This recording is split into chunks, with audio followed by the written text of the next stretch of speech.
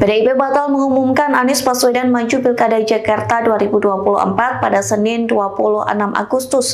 Kini Ketum PDIP Megawati Soekarnoputri menunjuk Sekretaris Kabinet Pramono Anung untuk maju dalam kontestasi Pilkada. Pramono Anung pun disebut siap diusung PDIP. Dikutip dari Tribunnews.com, hal itu disampaikan oleh Bendahara Umum PDIP yakni Oli Donko Kambe. Ia membocorkan Megawati telah memanggil Pramono Anung. Dalam pemanggilan itu, Megawati meminta agar Pramono Anung mencalonkan diri sebagai calon gubernur DKI Jakarta. Di satu sisi, Oli menyebut Pramono sudah menyatakan bersedia maju pilkada.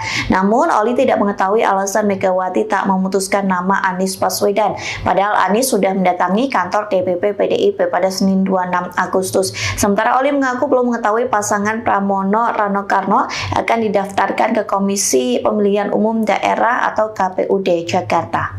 Download Tribun X sekarang, menghadirkan lokal menjadi Indonesia.